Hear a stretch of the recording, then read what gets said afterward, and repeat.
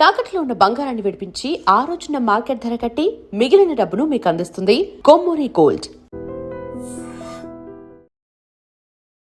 నమస్కారం, welcome to I dream. ధర్మ మార్గం విత్ విజిత కార్యక్రమానికి స్వాగతం.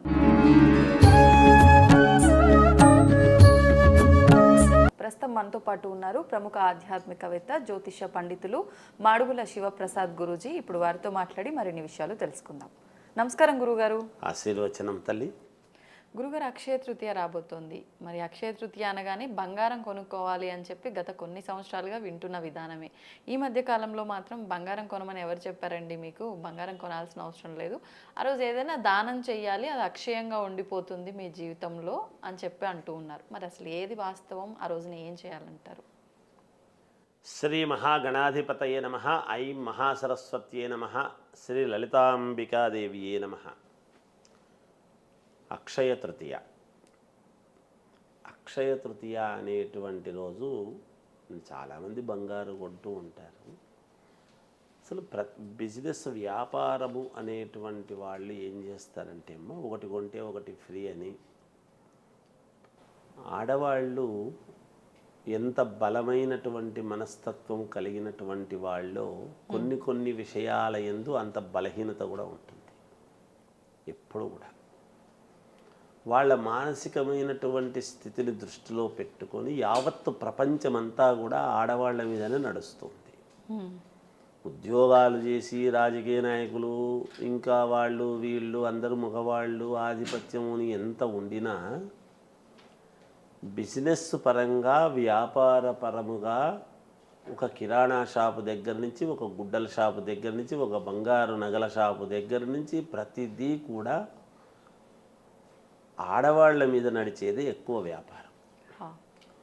అటువంటి సందర్భాలలో ఆడవాళ్ల యొక్క మనస్సు ఎలా మేము దీన్ని చేసుకోవాలి అనే దాని మీద ఒక రకమైనటువంటి ఈ కొన్ని వ్యాపార సంస్థలు అనేటువంటి వాళ్ళు వాళ్ళని ఎలా వాళ్ళ మనస్సును మేము ఆకట్టుకోగలము అనేటువంటి విధానంలో వచ్చిన దాంట్లో భాగంగానే ఈ అక్షయ తృతీయ బంగారు కొనడం అనేటువంటిది కూడా. నిజానికి అక్షయ తృతీయ నాడు బంగారం కొంటే ఏదో అంతా జరిగిపోతుంది అంటే మీరు ఉన్న డబ్బు పోగొట్టుకుంటున్నారు. బంగారం ఇంటికి వస్తుంది అని అనుకుంటున్నారు. కానీ ఆ బంగారంలో తరుగని, ఇంకోటని, ఇంకొకటని ఇప్పుడు చూడు విపరీతంగా రేట్లు పెరగడానికి గల కారణం కూడా ఏమిటి అంటే, కొనేవాళ్ళు ఎక్కువగా ఉండేటప్పటికీ దీన్ని ఇంకా పెంచడం. దగ్గుతూ పోతే శొంఠి పిరియమైంది, వాడు దగ్గుతున్నాడు కాబట్టి ఓహో మన దగ్గర శొంఠి కొంటాడు వీడు శొంఠి కాఫీ తాగడానికి, కాబట్టి రూపాయిది 10 రూపాయలు చెప్పినా ఇప్పుడు వాడు తీసుకుంటాడు. వాడికి దగ్గు ఉపశమనం. ఎప్పుడైతే హాస్పిటల్కు పోతామో అంతకంత కడతాడు. ఎవరి కోసం? వచ్చింది తీసుకొని పోతాడు, 4 మాత్రలు రాయిస్తాం, తీసుకుంటాడు. ఎవరి కోసం? అలా అయిపోయింది. మా దగ్గర కూడా ఎప్పుడైతే జాతకం దగ్గరికి వస్తారో, బాగోలేదు గురువుగారు అని వస్తే అయిపోయింది. ముందు మామూలుగా మాట్లాడానికి మళ్ళీ అందరిని అన్నారు, మనల్ని చెప్పుకోవాలిగా. మన దగ్గరికి ఎప్పుడైతే వస్తారో, వచ్చినాడు కదా ఇంకా వాడు ఇంక అయిపోయింది, ఇంకా వాడికి అంతే. ఇంకా అలా కారాదు ఏ వ్యవస్థలో కూడా. ఇబ్బందులు అనేటువంటివి సహజం. దేనికి దీన్ని వాడుకోవాలి? నిజంగా మనకు అక్షయ తృతీయ యొక్క గొప్పతనం ఏమిటి? అక్షయ అంటే ఏమిటి అంటే క్షయము కానిది, అంటే తరగిపోనిది అని దాని అర్థం. అచలం అంటే చలనము లేనిది అని. అందుకని ఇక్కడ ఏమవుతుంది, అక్షయం అంటే ఏమిటంటే క్షయము లేనిది. క్షయం అంటే ఏమి అంటే అప్పటికప్పుడు తరిగిపోతూ ఉంటుంది, అయిపోతుంటుంది, నాశనం అవుతుంటుంది. 1,00,000 పేర్లు పర్యాయ పదాలు. ఇక్కడ అక్షయం అంటే ఏమిటి అంటే వృద్ధి, ఎప్పటికీ ఉండేది, పోనిది. ఎప్పటికే ఉండేది ఏమిటి? ఏముండాలి నీకు? అక్షయము అనేటప్పటికీ ఏముండాలి? అసలు అక్షయ పాత్ర యొక్క ఉద్దేశ్యం ఏమిటి? మనకు పురాణాలు ఏం చెబుతున్నాయి? ధర్మరాజు వీళ్ళందరూ కూడా పాండవులు అడవులకు వచ్చినప్పుడు వాళ్లతో పాటు వాళ్ళను నమ్ముకున్నటువంటి వాళ్ళు పాండవులంతటి వాళ్ళు అడవులకు వెళుతున్నారు. మనం ఇక్కడుండి ఏం చేద్దాం, వాళ్ళతో పాటే మన జీవితం అనుకొని వచ్చినారంట వాళ్ళ వెంట. మీరందరూ రావద్దండయ్యా, మీరందరూ ఎందుకు వస్తారు? వద్దు, మేమంటే ఏదో కష్టాలు పడతాము, మీరెందుకు కష్టం పడటము అనేటువంటి మాట చెబితే సరేలేండని కొంతమంది ఎనికిపోయిన వాళ్ళు, కొంతమంది కాదకూడదు అని వెంటనే వచ్చినటువంటి వాళ్ళు ఉన్నారు. అలా వచ్చినటువంటి వాళ్లకు ధర్మరాజు అంతటి వాడు ఎన్నో ధర్మాలు దానాలు చేసినటువంటి వాడు వీళ్లకు భోజనం వసతి ఎట్లా? మేమంటే ఏదో కందమూలాలు అవి ఇవి తిని బ్రతకగలుగుతాం, కానీ వీళ్ళ పరిస్థితి ఏమిటి? సమయానికి తిండి పెట్టలేకపోతున్నానే అనేటువంటి బాధతో మూలపురుషుడైనటువంటి సూర్యభగవాను వేడుకుంటే అక్షయ పాత్ర అనేటువంటిది ఒకటి ఇచ్చాడు. అక్కడ అది ఇచ్చినప్పుడు ఏమవుతుందంటే వాళ్ళందరికీ ఇవాళ ఎంతవరకు నువ్వు పెట్టగలుగుతావో అంతవరకే ఇవాళ పని చేస్తుంది. అది ఒక్కసారి తుడిచావు అంటే ఇవాళ దాన్ని శుద్ధి చేసి తుడిచినావంటే ఇంకా మళ్ళీ నీకు ఇవాళ ప్రసాదించదు, అది రేపే అంటే. అంటే ఈ రోజుకు ఎంతవరకు కావాలనో అంతవరకు. దాని అర్థం ఏమిటి? మనం ఎక్కువగా సంపాదించుకొని అతిగా రేపటికి దాచుకోవాలి అనేటువంటిది కాదు. ఇవాళకి మనం ఎంత వండుకొని మనము తినాలనో అంత వండుకోవడం, ఎంతమందికి పెట్టాలనో అంతమందికి మనం ఇచ్చేయడం. ఈ చేసేటువంటి ప్రక్రియ దేనికి చేసుకుంటున్నాం? అక్షయపాత్ర దేనికి ఇచ్చాడు? 10 మందికి వచ్చినటువంటి వాళ్లకు పెట్టాలి అనేటువంటి దాంతో ఇచ్చాడు. అటువంటిది మనం రాబట్టుకోగలగాలి అంటే ధర్మరాజు ఎంత గొప్పవాడై ఉండాలి, ఎంత ధర్మాన్ని పట్టుకొని ఉండాలి. అటువంటి వాడికి కదా అది ఇచ్చాడు, ఆ అక్షయపాత్ర అనేటువంటిది. అది తీసుకొని ఆ రోజు భోజనం అంతా కూడా పెట్టగలిగినాడు అందరికీ కూడా. అలా జీవితము గడుపుతూ వచ్చారు వాళ్ళు. అంటే దీని అర్థం ఏమిటి? అక్షయ తృతీయ నాడు చేయవలసినటువంటి పని ఏమిటి అంటే ఎండాకాలంలో వస్తున్నది పైన. మనం అర్థం చేసుకోవాల్సినది ఎప్పుడు వస్తుంది? అక్షయ తృతీయ విపరీతమైనటువంటి ఎండాకాలంలో వస్తున్నది. ఈ ఎండాకాలంలో వచ్చేటువంటి అక్షయ తృతీయ నాడు మనము చేయవలసినటువంటి పని ఏమిటి అని ముఖ్యంగా తెలుసుకుంటే, ఆ రోజు బాగా ఆకలిగా కొన్నటువంటి వాడికి ఒక గ్లాసు మంచినీళ్ళు, దప్పిక కొన్నటువంటి వాడికి ఒక మంచినీళ్ళు ఎవరికైనా మంచినీళ్ళు ఇచ్చినాము అంటే 100 మందికి భోజనం పెట్టినటువంటి పుణ్యం వస్తుంది. మరి ఒక 10 మందికో 5 మందికో భోజనం పెడితే కొన్ని వేల మందికి అన్నదానం చేసినటువంటి పుణ్యం వస్తుంది. కడుపు నిండా భోజనం పెట్టగలిగినారు. మనం ఎక్కడ పుడుతున్నాము? నాది ఈ మట్టిలో పుట్టాం, ఈ మట్టిలో పెరిగాం, ఈ మట్టిలోనే పోతామని చెప్తాం మనం. మట్టి, అందుకనే స్త్రీమూర్తికి కూడా మట్టి గాజులు లక్షణకరము అని చెప్పారు. నువ్వు బంగారువి ఎన్ని వేసుకున్నా మట్టి గాజులు ఎప్పుడు వేసుకుంటారు? ఒక పుణ్యవతి అమ్మాయికి వేరు, కన్యగా ఉండేటువంటి అమ్మాయికి మట్టి గాజులు వేరు, వివాహమైనటువంటి స్త్రీకి మట్టి గాజులు వేస్తారు. ఎందుకు? పుణ్య సంపద, పుణ్యప్రదం, ఆమె సుమంగళి, లక్షణకరం, ఇన్ని మాట్లాడుతున్నాం.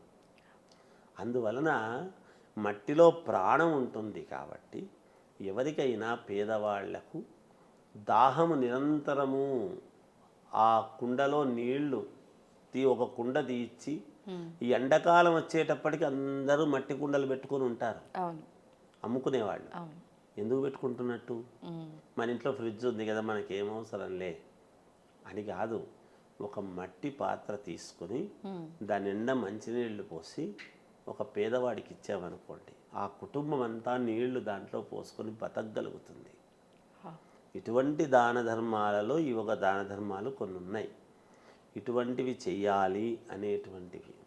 10 మందికి దేవాలయాల్లో ఒక 10 మందికి అన్నదానం, ఇంకో చోట ఎక్కడన్నా అన్నదానం, లేదా వాళ్ళ యొక్క పెద్దల పేర్లతో అక్షయ తృతీయ నాడు ఫలానా చోట ఫలానా ఇది చేస్తున్నాము అని ఇలాంటి వస్త్రదానము, అన్నదానము, మంచినీళ్ళు, ఇలాంటివి దాన ధర్మాలు చేయటం అనేటువంటి వాటిల్లో ఈరోజు చేస్తే అంతకు 10 మనకు వచ్చి ఇంకా మేలు జరుగుతుంది.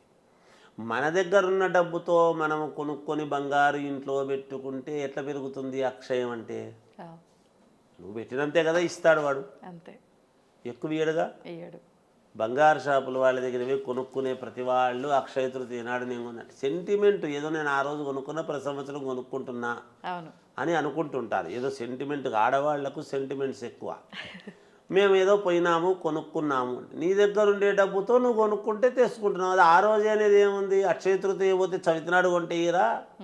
మరి అక్షయ తృతీయ నాడు మాత్రమే షాపులు తెరవాలి కదా, మరి ఎందుకు మళ్ళీ మూసేయాలి కదా? లాజిక్.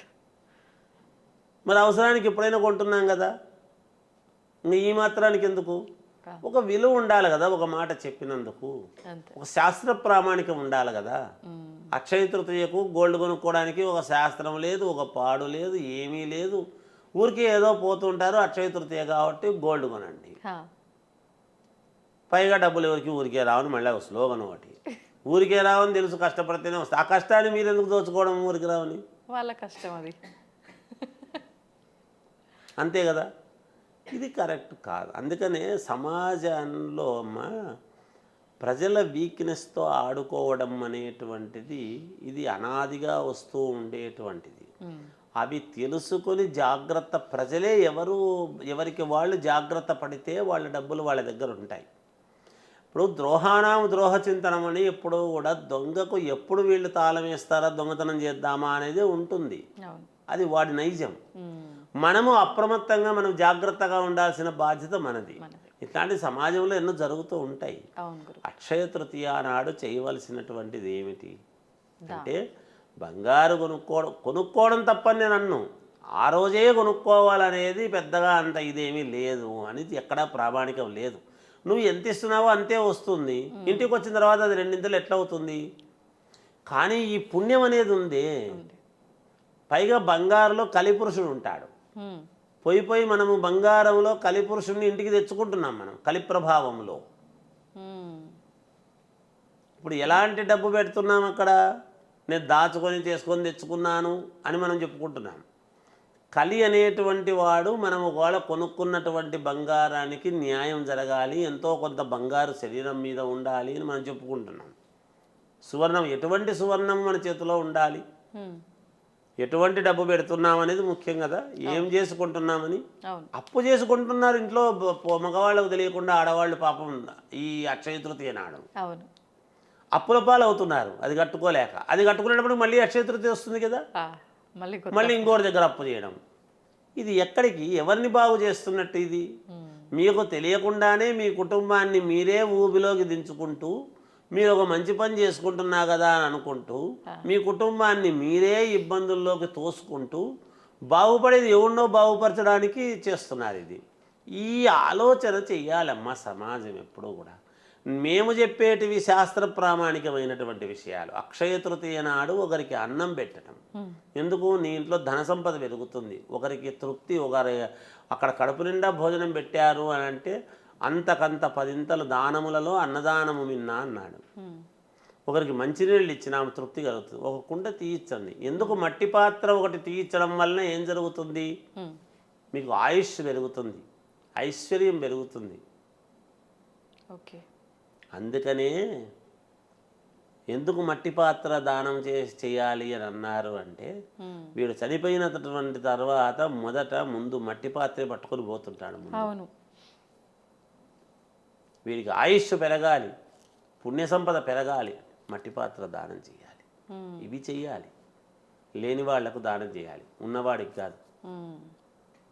నేను చెప్తున్నా, బ్రాహ్మణులకే దానం చేయండి, లేదు ఎవ్వరికైనా పేదవాళ్లకు, మట్టి పాత్ర కొనుక్కోలేని వాళ్లకు మనం వెతుక్కొని పోయి ఇచ్చిన, బెంజు కారులో ఒక గుడిసె దగ్గరికి పోయి మనం ఒక మట్టి పాత్ర దానం చేసిన పుణ్యప్రదం. ఈ బెంజు కారులో పోయిన వ్యక్తిని రేపు భగవంతుడు బంగారు పల్లకీలో తీసుకుపోతాడు. ఇక్కడ నువ్వు పేదవాడి దగ్గరికి పోయినందుకు గాను. అది ఆలోచన చేయాలి సమాజంలో. అమ్మ, చిన్న చిన్నవే మనం చేసినటువంటి పాపాలు తెలుసో తెలియకో చేసినటువంటివి పోవాలి అంటే ఇటువంటి తిథుల నాడు చేయవలసినటువంటి కార్యక్రమాలు ఇవి. మనం కలిపురుషుని ఇంటికి తెచ్చుకోవడం కాదు అని తెలియజేస్తూ జయోస్తు. ధన్యవాదాలు గురుగారు.